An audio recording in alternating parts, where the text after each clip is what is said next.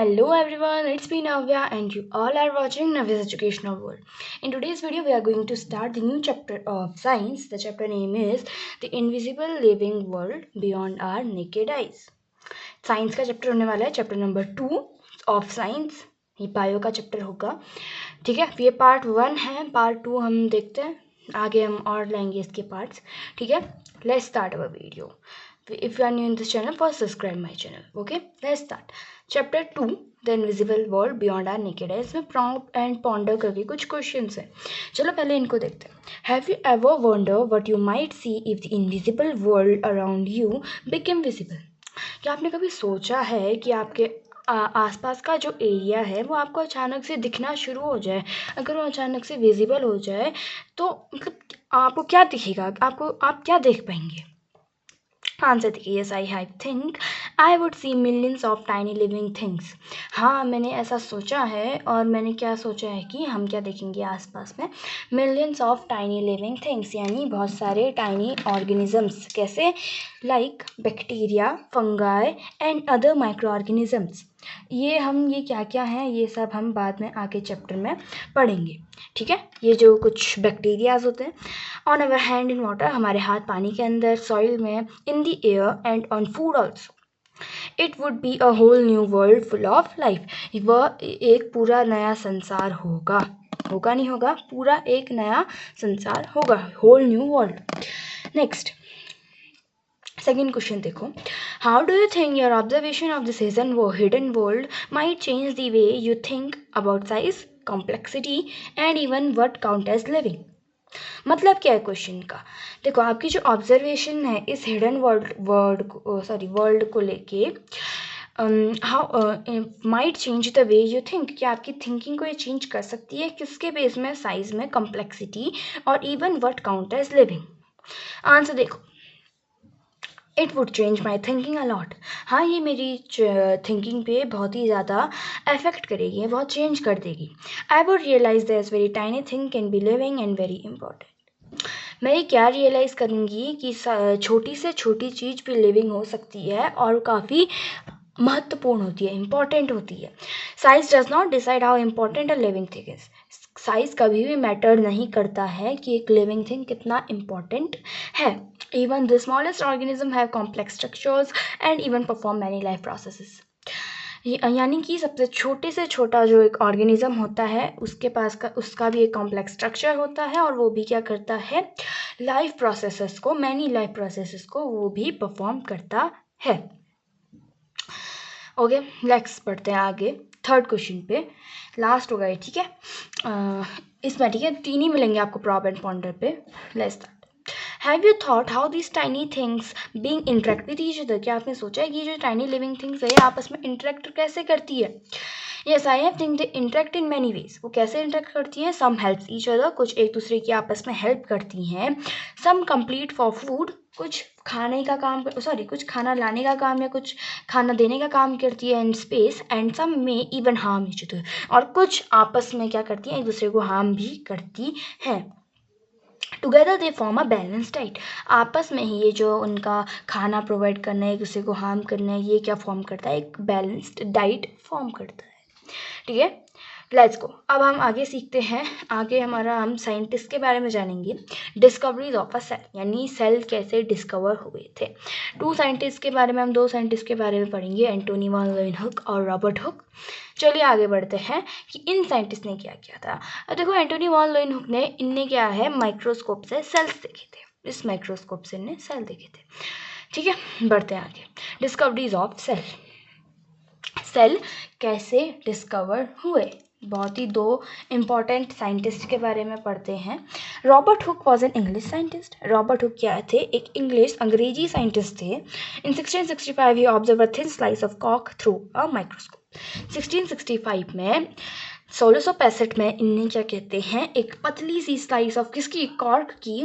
उन्हें ऑब्जर्व की किसमें? माइक्रोस्कोप में. He saw many tiny box like structure. कैसे इनने बहुत छोटे छोटे बॉक्स लाइक स्ट्रक्चर उन्हें नोटिस की. He called this structure, देखो स्ट्रक्चर किस टाइप के? इस टाइप के स्ट्रक्चर, यानी एक ईंट के टाइप, जैसे ईंट रख रखी है.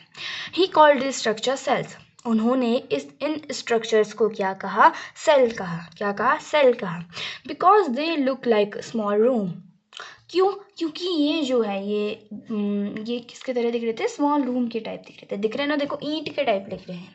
Robert who give the name of cell, name cell का इसको क्या दे दिया? नाम दे दिया। इसका नाम दे दिया सेल। ठीक है, नेक्स्ट देखो, नेक्स्ट हम पढ़ते हैं। और ये देखो, ये माइक्रोस्कोप है जो कि इनके द्वारा यूज़ किया गया था। Microscope use by Robert Hooke.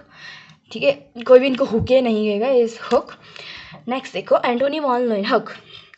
अब इनके बारे में पढ़ते हैं। Scientist number 2, Antonie van Leeuwenhoek was a Dutch scientist. ये क्या थे? डच साइंटिस्ट थे। He made many powerful simple microscope by himself. इन्होंने क्या किया? बहुत ही सिंपल और पावरफुल माइक्रोस्कोप बनाए। किसके द्वारा? खुद ही से बनाए इन्हें। He was the first person to observe living microorganism in drop of water. ये पहले व्यक्ति थे जिनने की माइक्रो ऑर्गेनिज्म को किसमें ऑब्जर्व किया था? एक ड्रॉप ऑफ वाटर में। किसमें? पानी की बूंद में। He observe tiny living organism like bacteria, protozoa etcetera. उनने क्या क्या उसमें ऑब्जर्व किया? बैक्टीरिया ऑब्जर्व किया उन्हें, प्रोटोजोआ ऑब्जर्व किया। ठीक है, he called this tiny living organism animal cells. इनने क्या कहा इनको? एनिमल सेल्स का। He is known as the father of microbiology. ये इनको हम क्या कहते हैं? Father of microbiology. ये इनके द्वारा यूज हुआ माइक्रोस्कोप है।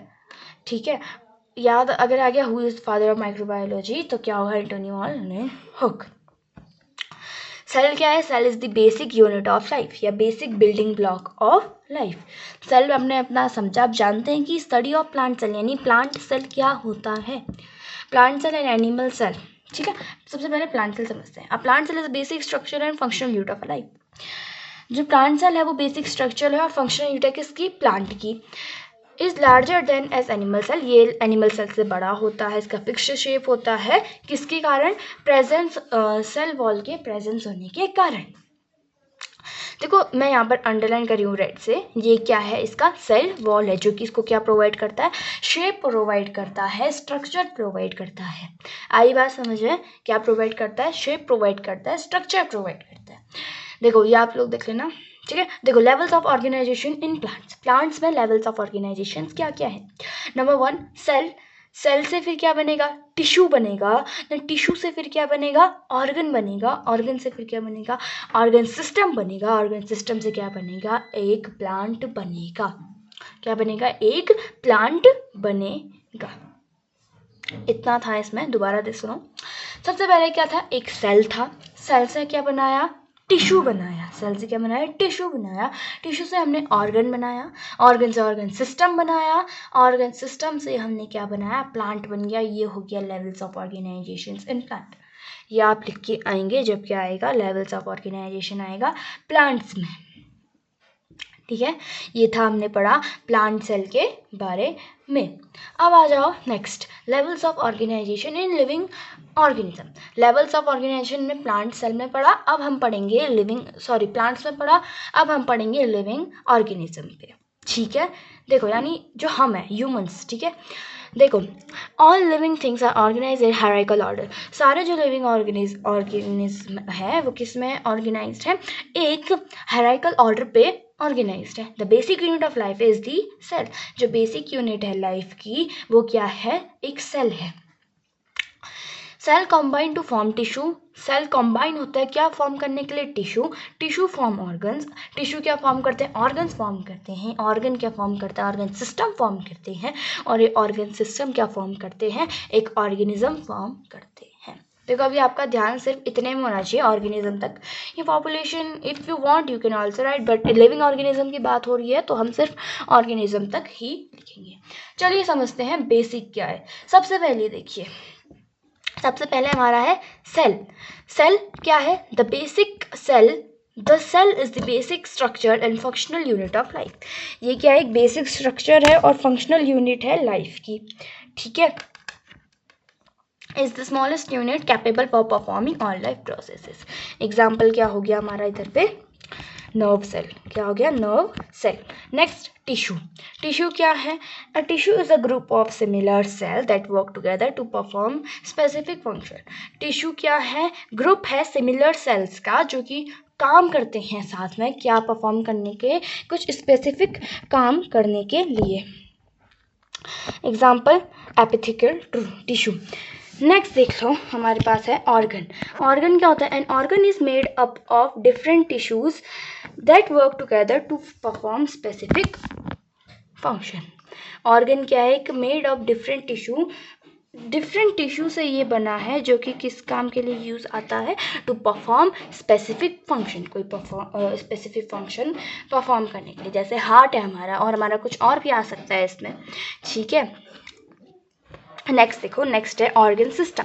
ऑर्गन सिस्टम क्या है? An organ system is a group of organs that work together to perform major life processes, ठीक है, जैसे digestive system. And last with this process क्या बनता है? आखिरी में एक ऑर्गेनिज्म बनता है। An organism is a complete individual living thing that can perform all life processes on its own। एक ऑर्गेनिज्म एक कंप्लीट इंडिविजुअल लिविंग थिंग होता है जो कि सारी लाइफ प्रोसेस को परफॉर्म कर सकता है खुद ही से। किससे? खुद ही से, ठीक है। फिर इसका एग्जांपल हो गया एक ह्यूमन बीइंग। अगर आप आगे पढ़ना चाहें, आगे देखो, ऑर्गेनिज्म से क्या बने? पॉपुलेशन बनी। जितने ऑर्गेनिज्म उतने ही पॉपुलेशन, ठीक है। तो population is a group of organism of the special places in the living in the same area at the same time. फिर पॉपुलेशन से क्या बनेगी? कम्युनिटी बन जाएगी। समरी ऑफ द लेवल्स देख लो। सबसे पहले सेल्स, टिश्यूज, ऑर्गन से बना हमारा ऑर्गन सिस्टम से हमारा ऑर्गेनिज्म के बाद हमारा पॉपुलेशन के बाद हमारा बना community. That's all for today. We are only doing that much today. Bye bye, see you in the part 2।